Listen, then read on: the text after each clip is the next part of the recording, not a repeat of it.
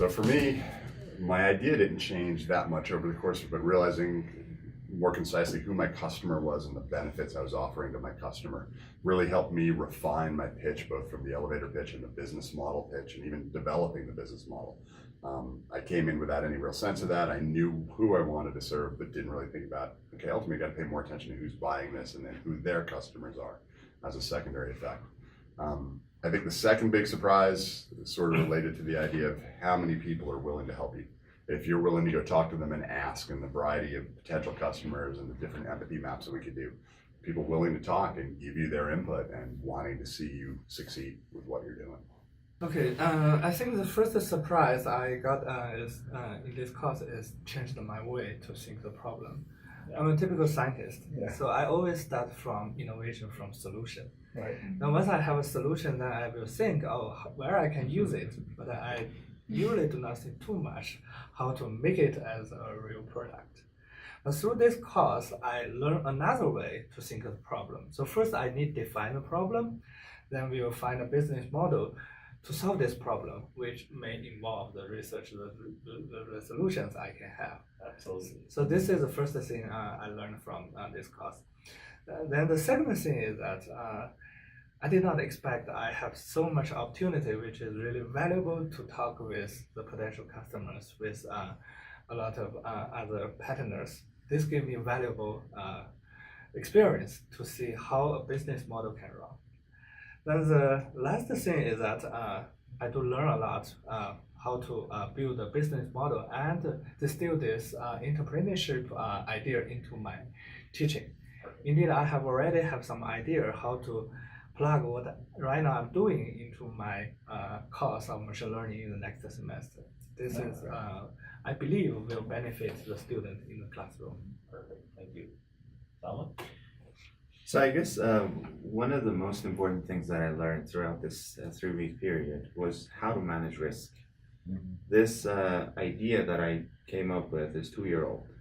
So it's something that was there, but every time that I wanted to approach it as a serious business idea, a lot of things kind of pushed me back. What's going to happen to this? What's going to happen to that?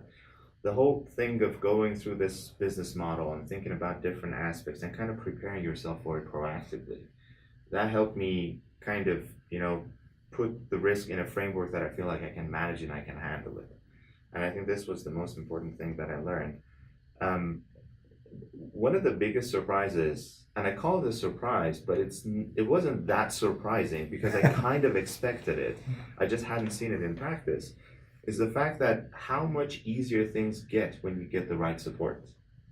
When you want to talk about things with people who have done it before, who know what the pitfalls are, who know what your mistakes might be and kind of let you know in advance and you kind of prepare yourself for it, I think this takes a lot of the risk out of the way. And I feel like this is actually what I'm really excited to start focusing on in my classes when I teach about these things, to kind of help students out with their ideas. They have the ideas are interesting, are viable, they just are scared. Yeah. And I feel like this takes care of it to a large extent. I've been looking for books and references that cover the material that you guys covered in 3 weeks. It's not possible to find one. So this was amazing in a sense that we covered a lot of different things that if I wanted to read the book for it, I would probably have to read like 5 or 10 books for it. But the one thing that I would like to get is some reading material as a follow-up on all the things that we talked about. Maybe business cases, papers, things like that. For many of us who are engineering majors, I'm not really familiar where to find, where to look for these resources. So that would be very helpful. That would be easy. Well, I think the current form of the course is really perfect. I did learn a lot. This is the first thing. Well, if there is anything we could add is maybe, I think Mena has provided a reference to use the King website. It provides a lot of education modules. Yeah. But it looks for me is too many. Well, we'll help you with that. Yeah, so if we could have some opportunity to discuss how to add some particular modules into our course, this will be very beneficial. That'd be great. Mm. Yeah. So For me, again, I agree that the model worked really well. I love that we weren't in 8 hours a day, 5 days a week, like some of the other boot camps on campus have run. That would have been dreadful. I don't think I've ever even used that word. It would have been awful. I would have dreaded it, so it would have been dreadful. Yeah. I think you're planning to do this already, but it would have been useful to have a lot of the materials as we went through it. So the canvas, the form for that, have it electronically, those sort of things. Some of the slides that you did show, especially early on. You said you were going to prepare them and provide them. I know we're the first cohort here, but I think that would help the future groups to have that as well. So would you like them retrospectively? I would definitely like them retrospectively because then they will help me as I take this into my classes. Yeah. But it also would have helped. I think there were times where suddenly I found myself trying to find it online, to have the document loaded myself instead of paying attention to what you're saying. And same thing when I'm on, on the other side of the classroom. Yeah, I think we should definitely continue this. Yeah. This I learned a lot. I believe this can benefit a lot of other scientists like me.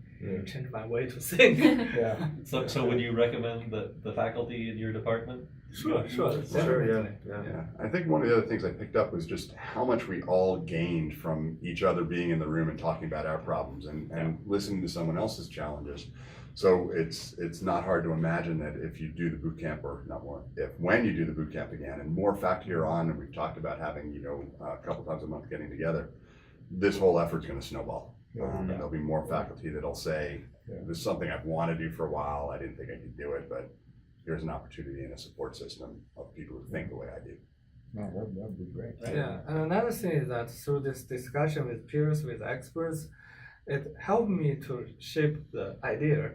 And from very beginning, I only have very vague idea. I only think my technique is useful. Machine learning is useful. At this time, AI deep learning is very hot in all of the areas. However, how to make it as a real product, it seems still very difficult for me. But after 3 weeks discussion, in the end, I know what would be a product look like. Good. And this is very important for me. All right, I'll throw in one last question too. Would you serve as a mentor in the future if we asked you to? Sure. Yeah, absolutely. Perfect. That would be helpful. And just Yeah. one comment.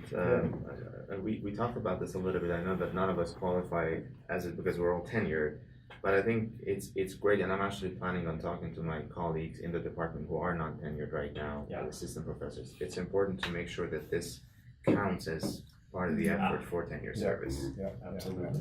Yeah, we'd love to make it. Yeah.